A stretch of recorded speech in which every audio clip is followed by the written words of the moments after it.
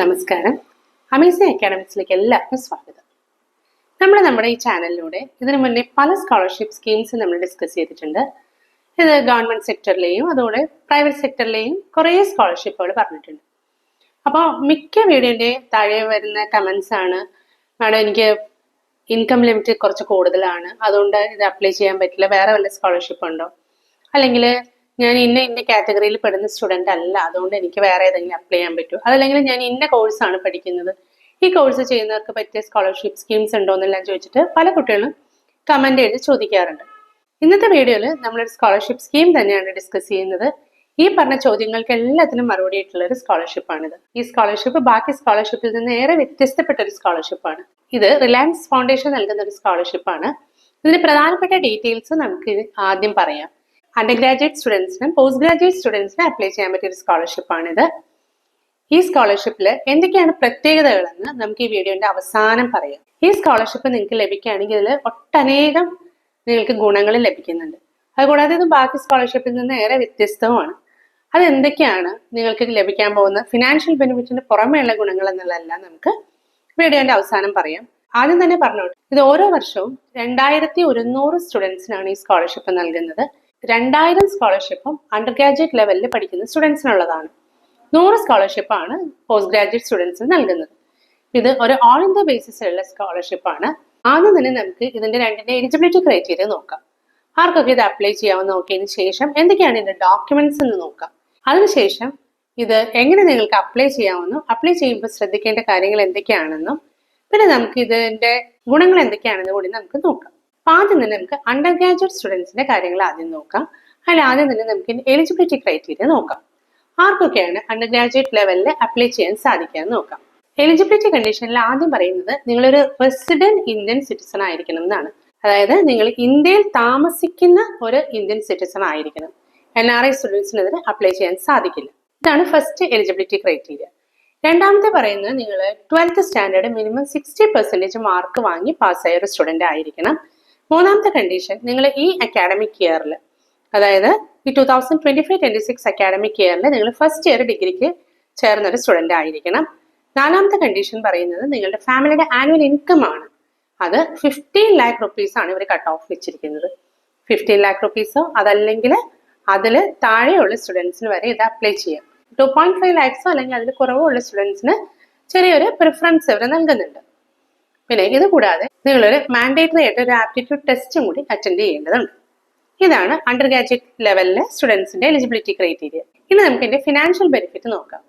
ഇത് 2 ലക്ഷം രൂപയാണ് നിങ്ങൾക്ക് ഈ കോഴ്സിന്റെ കാലാവധിയിൽ നിങ്ങൾക്ക് ലഭിക്കുന്ന തുക. ആർക്കൊക്കെ ഇത് അപ്ലൈ ചെയ്യാൻ സാധിക്കുമെന്ന് പറയും. അതുപോലെ തന്നെ ഇന്ന് ആർക്കെങ്കിലും അപ്ലൈ ചെയ്യാൻ സാധിക്കില്ല എന്നും കൂടി നമുക്ക് നോക്കാം.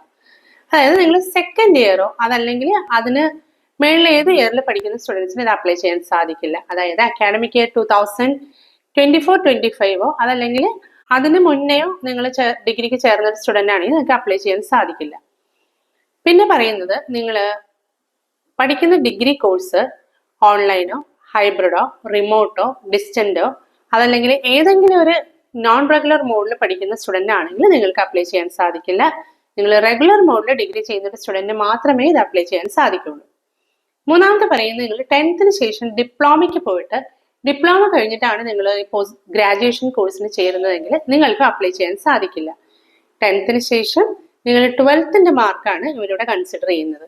പിന്നെ പറയുന്നത് നിങ്ങൾ 2 year കോഴ്സോ അതല്ലെങ്കിൽ 6 year കോഴ്സോ ഉള്ള ഡിഗ്രി കോഴ്സാണ് നിങ്ങൾ ചെയ്യുന്നതെങ്കിൽ നിങ്ങൾക്ക് ഇതിന് അപ്ലൈ ചെയ്യാൻ സാധിക്കില്ല. പിന്നെ ഞാൻ ആദ്യം പറഞ്ഞ ഒരു ആപ്റ്റിറ്റ്യൂഡ് ടെസ്റ്റ് ഉണ്ടെന്ന്, ഈ ആപ്റ്റിറ്റ്യൂഡ് ടെസ്റ്റ് മാൻഡേറ്ററി ആണ്. അത് അറ്റൻഡ് ചെയ്യാത്ത സ്റ്റുഡൻസിനും ഇതിന് അപ്ലൈ ചെയ്യാൻ സാധിക്കില്ല. അടുത്ത നമുക്ക് പോസ്റ്റ് ഗ്രാജുവേറ്റ് സ്റ്റുഡൻസിന്റെ എലിജിബിലിറ്റി ക്രൈറ്റീരിയ നോക്കാം. ഇതും പറയുന്നത് ഒരു റെസിഡന്റ് ഇന്ത്യൻ സിറ്റിസൺ ആയിരിക്കണം. അതായത് ഇന്ത്യയിൽ താമസിക്കുന്ന ഒരു സ്റ്റുഡന്റ് മാത്രമേ ഇത് അപ്ലൈ ചെയ്യാൻ സാധിക്കുള്ളൂ. പിന്നെ നിങ്ങൾ ഫസ്റ്റ് ഇയർ PG ചെയ്യുന്ന സ്റ്റുഡന്റ് ആയിരിക്കണം. ഇനി നിങ്ങൾ ഗേറ്റ് അറ്റംപ്റ്റ് ചെയ്ത ഒരു സ്റ്റുഡന്റ് ആണെങ്കിൽ, അതായത് graduate aptitude test in engineering ഇത് അറ്റൻഡ് ചെയ്ത ഒരു സ്റ്റുഡന്റ് ആണെങ്കിൽ നിങ്ങളുടെ സ്കോർ 550ക്കും 1000നും ഇടയിലുള്ള സ്കോറാണ് നിങ്ങൾക്ക് ലഭിച്ചതെങ്കിൽ നിങ്ങൾക്ക് അപ്ലൈ ചെയ്യാം. ഇനി നിങ്ങൾ ഗേറ്റ് അറ്റംപ്റ്റ് ചെയ്തിട്ടില്ല എങ്കിൽ നിങ്ങൾ വിഷമിക്കേണ്ട. നിങ്ങൾക്ക് അണ്ടർ ഗ്രാജുവേറ്റ് കോഴ്സിന്റെ OGPA 7.5 അതല്ലെങ്കിൽ അതിന് എബോ ആണെങ്കിൽ നിങ്ങൾക്ക് അപ്ലൈ ചെയ്യാം. ഇനി നിങ്ങൾക്ക് CGPA അല്ല, നിങ്ങൾക്ക് പെർസെൻറ്റേജിലാണ് നിങ്ങൾക്ക് മാർക്ക് ലഭിച്ചതെങ്കിൽ അത് നിങ്ങൾ CGPA കൺവേർട്ട് ചെയ്യണം. ഈ കൺവേർട്ട് ചെയ്യാൻ നിങ്ങൾക്ക് അറിയില്ലെങ്കിൽ നിങ്ങൾ കമൻറ്റ് ബോക്സിൽ എഴുതി ചോദിച്ചാൽ ഞാൻ എങ്ങനെയാണ് ഇത് കൺവേർട്ട് ചെയ്യണമെന്ന് ഇവിടെ പറഞ്ഞുതരാം. പിന്നെ ഏതൊക്കെ PG പ്രോഗ്രാംസ് ചെയ്യുന്ന സ്റ്റുഡൻസിനാണ് ഇത് അപ്ലൈ ചെയ്യാൻ പറ്റുമെന്ന് നോക്കാം. അതായത് നിങ്ങൾ computer science, artificial intelligence, mathematics and computing, electrical and electronics engineering, chemical engineering, mechanical engineering, renewable and new energy, material science and engineering and life sciences. ഇത്രയും കോഴ്സ് ചെയ്യുന്ന സ്റ്റുഡൻസിനാണ് ഇത് അപ്ലൈ ചെയ്യാൻ സാധിക്കുക. നമ്മൾ അണ്ടർ ഗ്രാജുവേറ്റ് ലെവലിൽ വരികയാണെങ്കിൽ നിങ്ങൾ ഏത് ഡിഗ്രി കോഴ്സ് ചെയ്യുന്ന സ്റ്റുഡൻസിനും അപ്ലൈ ചെയ്യാം. നിങ്ങളുടെ കോഴ്സ് UGC അല്ലെങ്കിൽ NACO അക്രഡിറ്റേറ്റ് ആയിരിക്കണം എന്നുള്ളത് മാത്രമേ ഉള്ളൂ ഇതിലെ കണ്ടീഷൻ. പോസ്റ്റ് ഗ്രാജുവേറ്റ് ലെവലിൽ നിങ്ങൾക്ക് കിട്ടുന്ന ഫിനാൻഷ്യൽ ബെനിഫിറ്റ് ഈ കോഴ്സിന്റെ ഡ്യൂറേഷനിൽ 6 lakhs rupees ആണ്. ഇനി നമുക്ക് ഇതിന്റെ ഡോക്യുമെന്റ്സ് എന്തൊക്കെയാണ് നിങ്ങൾ ഓൺലൈൻ ആപ്ലിക്കേഷൻ സബ്മിറ്റ് ചെയ്യുമ്പോൾ അപ്ലോഡ് ചെയ്യേണ്ടതെന്ന് നോക്കാം. ഇങ്ങനെ അപ്ലോഡ് ചെയ്യുമ്പോൾ ആദ്യം തന്നെ നമുക്ക് കോമൺ ആയിട്ട് ഓരോ കാറ്റഗറിക്ക് ഉള്ള ഡോക്യുമെന്റ്സിനെ കുറിച്ച് പറയാം. അതിനുശേഷം PGക്കാർക്ക് മാത്രമായിട്ട് കുറച്ച് ഡോക്യുമെന്റ്സ് ഉണ്ട്, അതിന്റെ ഡീറ്റെയിൽസും ഡിസ്കസ് ചെയ്യാം. ആപ്ലിക്കന്റിന്റെ ഒരു പാസ്പോർട്ട് സൈസ് ഫോട്ടോഗ്രാഫ് വേണം. പിന്നെ വേണ്ടത് നിങ്ങളുടെ അഡ്രസ് പ്രൂഫാണ്. പിന്നെ നിങ്ങളുടെ 10th മാർക്ക് ലിസ്റ്റും വേണം, 12th മാർക്ക് ലിസ്റ്റും വേണം. പിന്നെ വേണ്ടത് നിങ്ങളുടെ ബോണഫൈഡ് സർട്ടിഫിക്കറ്റ് ആണ്. അതായത് ഈ സ്റ്റുഡൻറ് ഏത് ഇൻസ്റ്റിറ്റ്യൂഷനിലോ കോളേജിലാണോ പഠിക്കുന്നത് അവിടെ നിന്ന് ഒരു ബോണഫൈഡ് സർട്ടിഫിക്കറ്റ് വേണം. പിന്നെ വേണ്ട എന്തെങ്കിലും ഡിസബിലിറ്റി ഉള്ളൊരു കാൻഡിഡേറ്റ് ആണെങ്കിൽ അത് നിങ്ങൾ തെളിയിക്കുന്നതായിട്ടുള്ളൊരു സർട്ടിഫിക്കറ്റും കൂടി വേണം. പിന്നെ വേണ്ട നിങ്ങളുടെ ഫാമിലിയുടെ ഇൻകം പ്രൂഫാണ്. ഇത് നമ്മുടെ തഹസിൽദാരുടെ നിന്ന് നമ്മൾ വാങ്ങുന്ന ഇൻകം സർട്ടിഫിക്കറ്റ് ആണ് നിങ്ങൾ അപ്ലോഡ് ചെയ്യേണ്ടത്. ഇത്രയൊക്കെയാണ് UGക്കാർക്ക് വേണ്ടത്. ഇനി PG സ്റ്റുഡൻസിന് കുറച്ച് ഡോക്യുമെന്റ്സ് എക്സ്ട്രാ വേണം, അതും കൂടി നമുക്ക് നോക്കാം. നിങ്ങളുടെ ഇപ്പോഴത്തെ ഒരു റെസ്യൂമേ വേണം. പിന്നെ വേണ്ടത് നിങ്ങൾ ഗേറ്റ് എക്സാമിനേഷൻ എഴുതിയിട്ടുണ്ടെങ്കിൽ അതിൻ്റെ സ്കോർ കാർഡ് വേണം. അതല്ലെങ്കിൽ പിന്നെ നിങ്ങളുടെ ഒഫീഷ്യൽ ട്രാൻസ്ക്രിപ്റ്റോ അതല്ലെങ്കിൽ മാർക്ക് ഷീറ്റോ വേണം അണ്ടർ ഗ്രാജുവേറ്റ് ഡിഗ്രി പ്രോഗ്രാമിൻ്റെ. പിന്നെ വേണ്ട നിങ്ങളുടെ 2 essay വേണം. ഒന്ന് പേഴ്സണൽ സ്റ്റേറ്റ്മെന്റ് ആണ്, രണ്ടാമത്തത് സ്റ്റേറ്റ്മെന്റ് ഓഫ് പേർപ്പസ് ആണ്. ഇത് വേർഡ് ലിമിറ്റ് ഉണ്ട്, അതായത് 4000 characters ഉള്ളിൽ നിൽക്കണം ഇതിന്റെ ഈ 2 essays. അടുത്ത വേണ്ട നിങ്ങളുടെ 2 റെഫറൻസ് ലെറ്റേഴ്സ് ആണ്. ഒന്ന് നിങ്ങളുടെ അക്കാഡമിക് റെഫറൻസ് ആയിരിക്കണം, അടുത്ത നിങ്ങളുടെ ക്യാരക്ടറിനെ കുറിച്ചുള്ള റെഫറൻസും ആയിരിക്കണം. ഈ റെഫറൻസ് ലെറ്റർ എഴുതുമ്പോൾ നിങ്ങൾ കുറച്ച് കാര്യങ്ങൾ ശ്രദ്ധിക്കേണ്ടതുണ്ട്. അത് നമുക്ക് എന്താണെന്ന് വീഡിയോന്റെ അവസാനം പറയാം. അടുത്ത വേണ്ട നിങ്ങൾക്ക് എന്തെങ്കിലും വർക്ക് എക്സ്പീരിയൻസോ അല്ലെങ്കിൽ ഇന്റേൺഷിപ്പോ എന്തെങ്കിലും നിങ്ങൾ ചെയ്തിട്ടുണ്ടെങ്കിൽ അതിന്റെ സർട്ടിഫിക്കറ്റ് നിങ്ങൾ വെക്കണം. ഈ വർക്ക് എക്സ്പീരിയൻസ് നിങ്ങൾ ഗ്രാജുവേറ്റ് ലെവലിൽ പഠിക്കുമ്പോഴോ ഗ്രാജുവേഷന് മുന്നെയോ അതല്ലെങ്കിൽ ഗ്രാജുവേഷൻ കഴിഞ്ഞിട്ടോ അല്ലെങ്കിൽ നിങ്ങൾ ഇപ്പൊ ചെയ്യുന്നുണ്ടെങ്കിലോ അത് ഏത് വർക്ക് എക്സ്പീരിയൻസ് ആണെങ്കിലും നിങ്ങൾക്ക് ഇതിന്റെ കൂടെ എൻക്ലോസ് ചെയ്യാം. അപ്പൊ നിങ്ങൾ ഇതിന്റെ സപ്പോർട്ടിംഗ് ഡോക്യുമെന്റ് വെക്കണം എന്ന് മാത്രമേ ഉള്ളൂ.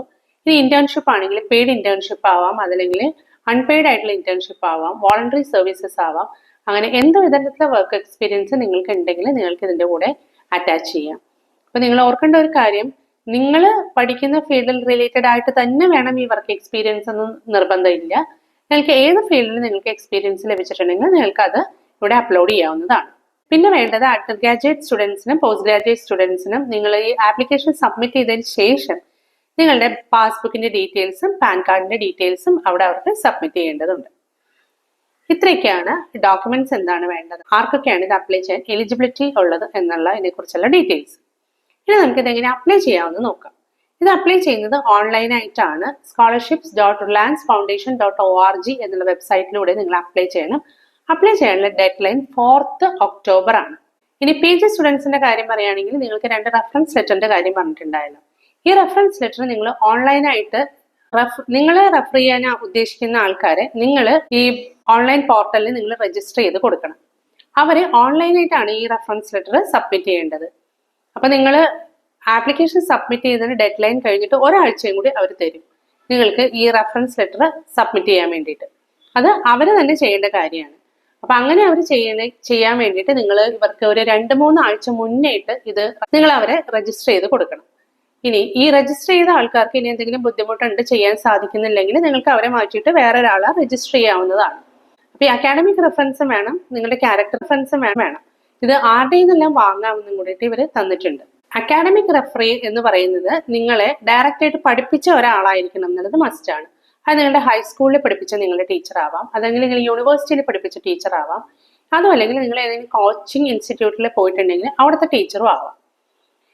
പിന്നെ ക്യാരക്ടർ സർട്ടിഫിക്കറ്റ് ആണെങ്കിൽ നിങ്ങളെ ക്ലോസ് ആയിട്ട് ഒബ്സർവ് ചെയ്തതോ അല്ലെങ്കിൽ നിങ്ങളുടെ ക്യാരക്ടർ സൂപ്പർവൈസ് ചെയ്തിട്ടുള്ള ഒരാളായിരിക്കണം ഈ ക്യാരക്ടർ സർട്ടിഫിക്കറ്റ് തരുന്നത്. അത് നിങ്ങളുടെ നേരത്തെ പറഞ്ഞ ഏതെങ്കിലും ഒരു ടീച്ചർ ആവാം, അതല്ലെങ്കിൽ നിങ്ങൾക്ക് ഏതെങ്കിലും സ്പോർട്സോ അതല്ലെങ്കിൽ എക്സ്ട്രാ കരിക്കുലർ ആക്ടിവിറ്റീസ് എന്തെങ്കിലും ഉണ്ടെങ്കിൽ അവിടുത്തെ സൂപ്പർവൈസർ ആവാം. ഇനി നിങ്ങൾ എന്തെങ്കിലും ഇന്റേൺഷിപ്പോ അതല്ലെങ്കിൽ ജോബ് എന്തെങ്കിലും ചെയ്തിട്ടുണ്ടെങ്കിൽ അവിടുത്തെ ഏതെങ്കിലും ഒരു സൂപ്പർവൈസർ ആവാം, അതല്ലെങ്കിൽ നിങ്ങൾ വോളണ്ടറി ആക്ടിവിറ്റീസോ എല്ലാം ചെയ്തിട്ടുണ്ടെങ്കിൽ അവിടുത്തെ ഒരു സൂപ്പർവൈസർ ആയാലും നിങ്ങൾക്ക് ഈ റെഫറൻസ് ലെറ്റർ വാങ്ങാവുന്നതാണ്. നിങ്ങൾ റെഫറൻസ് ലെറ്റർ വാങ്ങാൻ പാടില്ലാത്ത ഗ്രൂപ്പ് ഓഫ് ആൾക്കാർ ആരാന്ന് വെച്ചാൽ നിങ്ങൾ ബ്ലഡ് റിലേറ്റീവോ അതല്ലെങ്കിൽ ഫാമിലി മെമ്പറോ അതല്ലെങ്കിൽ നിങ്ങളുടെ സീനിയേഴ്സോ അതല്ലെങ്കിൽ ഫെലോ മെമ്പേഴ്സോ ആരെങ്കിലും അങ്ങനെയുള്ള വ്യക്തികളിൽ നിന്ന് നിങ്ങൾ റെഫറൻസ് ലെറ്റർ വാങ്ങരുത്. ഇത് കൂടാതെ നിങ്ങൾ ഏതെങ്കിലും ഒരു എമിനന്റ് പേഴ്സണാലിറ്റി, നിങ്ങൾക്ക് അവരെ അറിയായിരിക്കും പക്ഷെ നിങ്ങളെ അവർക്ക് ക്ലോസ് ആയിട്ട് അറിയില്ലെങ്കിൽ അങ്ങനെയുള്ളവരുടെ നിന്ന് നിങ്ങൾ റെഫറൻസ് ലെറ്റർ വാങ്ങരുത്. ഇത് കൂടാതെ റിലയൻസിലെ ഒരു എംപ്ലോയിയുടെ കയ്യിൽ നിന്ന് നിങ്ങൾ ഈ റെഫറൻസ് ലെറ്റർ വാങ്ങാൻ പാടില്ല. പിന്നെ നിങ്ങൾ ഈ എഴുതുന്ന റെഫറൻസ് ലെറ്റർ ഇംഗ്ലീഷിലായിരിക്കണം. സെലക്ഷൻ ക്രൈറ്റീരിയ 3-4 സ്റ്റെപ്പിലാണ് നടക്കുന്നത്. ആദ്യം തന്നെ നിങ്ങൾ ഈ ഓൺലൈൻ ആപ്ലിക്കേഷൻ ഫില്ല് ചെയ്യുക. അതിനുശേഷം അവർ നിങ്ങളുടെ ഡോക്യുമെന്റ്സ് എല്ലാം വെരിഫൈ ചെയ്തതിന് ശേഷം ഒരു സ്ക്രൂട്ടിനി നടത്തും. അത് കഴിഞ്ഞതിന് ശേഷം നിങ്ങളൊരു ആപ്റ്റിറ്റ്യൂഡ് ടെസ്റ്റ് എഴുതേണ്ടതുണ്ട്. ഈ ആപ്റ്റിറ്റ്യൂഡ് ടെസ്റ്റിനെ കുറിച്ച് നമ്മൾ ഡീറ്റെയിൽഡ് ആയിട്ട് അടുത്തൊരു വീഡിയോയിൽ പറയാം. ഇപ്പോൾ നമുക്ക് ചെറുതായിട്ടൊന്ന് പറഞ്ഞു പോകാം. ഈ ആപ്റ്റിറ്റ്യൂഡ് ടെസ്റ്റ് 3 ഹെഡ്സിൽ നിന്നാണ് ക്വസ്റ്റ്യൻ ചോദിക്കുക. Verbal ability, analytical and logical ability, numerical ability, ഇങ്ങനെ 3 ഹെഡ്സിൽ നിന്നാണ് ക്വസ്റ്റ്യൻസ് വരിക. ഇതിൽ നിന്ന് ഓരോന്ന് 20 ക്വസ്റ്റ്യൻ വീതമാണ് ഉണ്ടാകുക. ഓരോ കറക്റ്റ് റെസ്പോൺസിന് 1 മാർക്ക് വെച്ചിട്ടാണ് കിട്ടുക. ഇത് കംപ്ലീറ്റ് ചെയ്യാനായിട്ട്, അതായത് നിങ്ങൾക്ക് 60 ക്വസ്റ്റ്യൻസ് ഉണ്ട്. ഈ 60 ക്വസ്റ്റ്യനും കംപ്ലീറ്റ് ചെയ്യാനായിട്ട് നിങ്ങൾക്ക് 60 മിനിറ്റ് ആണ് ലഭിക്കുക. ഇത് നിങ്ങൾ ഓൺലൈനായിട്ടാണ് ഈ ആപ്റ്റിറ്റ്യൂഡ് ടെസ്റ്റ് അറ്റൻഡ് ചെയ്യേണ്ടത്. അപ്പൊ നിങ്ങളുടെ സെലക്ഷൻ ക്രൈറ്റീരിയ നിങ്ങളുടെ ആപ്റ്റിറ്റ്യൂഡ് ടെസ്റ്റിന്റെ മാർക്കും അക്കാഡമിക് മെറിറ്റും നിങ്ങളുടെ ഫാമിലിയുടെ ഫിനാൻഷ്യൽ സ്റ്റാറ്റസും നോക്കിയിട്ടാണ് ഇവർ നിങ്ങൾക്ക് ഈ സ്കോളർഷിപ്പ് അനുവദിച്ച് തരിക. ഇനി PG സ്റ്റുഡൻസിനാണെങ്കിൽ അടുത്തൊരു സ്റ്റെപ്പും കൂടെ ഉണ്ട്. അവർക്ക് ഒരു ഇന്റർവ്യൂവും കൂടെ ഉണ്ട്. ആ ഇന്റർവ്യൂവിനും കൂടി പാസ്സാവുന്നവരെയാണ് ഇവർ സെലക്ട് ചെയ്യുക. ഇനി നിങ്ങൾ സ്കോളർഷിപ്പിന് വേണ്ടി സെലക്റ്റഡ് ആവുകയാണെങ്കിൽ നിങ്ങളുടെ ബാങ്ക് അക്കൗണ്ടിലേക്ക് ഡയറക്റ്റ് ബെനിഫിറ്റ് ട്രാൻസ്ഫർ വഴി അവർ നിങ്ങൾക്ക് ഈ എമൗണ്ട് അയച്ചു തരും. അപ്പൊ നിങ്ങൾക്ക് ഇതിനായിട്ട് മസ്റ്റായിട്ട് നിങ്ങൾക്കൊരു ബാങ്ക് അക്കൗണ്ട് നിങ്ങളുടെ പേരിൽ ഉണ്ടായിരിക്കണം. അതുകൂടാതെ നിങ്ങൾക്കൊരു പാൻ കാർഡ് നിങ്ങളുടെ സ്വന്തം പേരിൽ വേണം. ഇനി നിങ്ങൾ അപ്ലൈ ചെയ്യുന്ന സമയത്തോ അതല്ലെങ്കിൽ അവർ പറയുന്ന സമയത്ത് നിങ്ങൾക്ക് പാൻ കാർഡ് ഇല്ല എങ്കിൽ നിങ്ങൾ പാൻ കാർഡിന് വേണ്ടി അപ്ലൈ ചെയ്തിട്ട് നിങ്ങൾക്ക് ഈ പാൻ കാർഡിന്റെ ഡീറ്റെയിൽസ് ആണെങ്കിൽ നിങ്ങൾക്ക് ഇവിടെ അപ്ലോഡ് ചെയ്യാവുന്നതാണ്. ഈ സ്കോളർഷിപ്പ് നിങ്ങൾക്ക് വർഷാവർഷം റിന്യൂ ചെയ്യാവുന്നതാണ്. റിന്യൂ ചെയ്യാവുന്നതാണ്, കണ്ടിന്യൂ ചെയ്ത് പോകാവുന്നതാണ് ത്രൂ ഔട്ട് ദ കോഴ്സ്. ആദ്യം തന്നെ നിങ്ങൾക്ക് സെലക്റ്റഡ് ആവുകയാണെങ്കിൽ ഇപ്പോൾ PG ലെവലിലാണെങ്കിൽ നിങ്ങൾക്ക് 80% വരെ നിങ്ങൾക്ക് ആദ്യത്തെ എമൗണ്ട് ലഭിക്കും. അതിനുശേഷം ബാക്കിയാണ് നിങ്ങൾക്ക് 20% ലഭിക്കുക. അപ്പൊ നിങ്ങൾ അവർ പറയുന്ന രീതിയിൽ, അതായത് ഗുഡ് അക്കാഡമിക് സ്റ്റാൻഡേർഡ്സും ഗുഡ് കണ്ടക്ടറും ക്യാരക്ടറൊക്കെ ആണെങ്കിൽ നിങ്ങൾക്ക് ഈ സ്കോളർഷിപ്പ് കണ്ടിന്യൂ ചെയ്ത് പോവാം ത്രൂ ഔട്ട് ദ കോഴ്സ്. ഇപ്പൊ PG സ്റ്റുഡൻസിന് ഇന്റർവ്യൂ ഏകദേശം November-December മാസങ്ങളിലായിരിക്കും നടത്തുന്നത്. ഇത് നിങ്ങൾക്ക് ആപ്റ്റിറ്റ്യൂഡ് ടെസ്റ്റും ഇതുപോലെ നവംബർ മാസങ്ങളിൽ എപ്പോഴെങ്കിലും ആയിരിക്കും നടത്തുക. അതിനുശേഷം നിങ്ങൾക്ക് ഇതിന്റെ ഫൈനൽ റിസൾട്ട് നിങ്ങൾക്ക് ഡിസംബറിൽ തന്നെ അറിയാൻ സാധിക്കുന്നതാണ്. ഇനി ഞാൻ ആദ്യം പറഞ്ഞു ഈ സ്കോളർഷിപ്പ് ബാക്കി സ്കോളർഷിപ്പുകളിൽ നിന്നും പല വ്യത്യസ്തതകളും ഉള്ളതാണെന്ന്. അതെന്തൊക്കെയാണെന്ന് നമുക്ക് ജസ്റ്റ് ഒന്ന് നോക്കാം.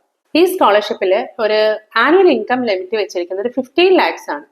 ബാക്കി സാധാരണ എല്ലാ സ്കോളർഷിപ്പുകളിലും തന്നെ മാക്സിമം ഒരു 8 lakh rupees വരെയുള്ള ആനുവൽ ഇൻകം ഉള്ള കുട്ടികൾക്കാണ് ഇത് അപ്ലൈ ചെയ്യാൻ സാധിക്കുക. ഇത് അതിനേക്കാളെല്ലാം മെയിനിൽ ഒരു 15 lakh rupees വരെ ഫാമിലിയുടെ ആനുവൽ ഇൻകം ഉള്ള കുട്ടികൾക്ക് ഇതിന് അപ്ലൈ ചെയ്യാൻ സാധിക്കും.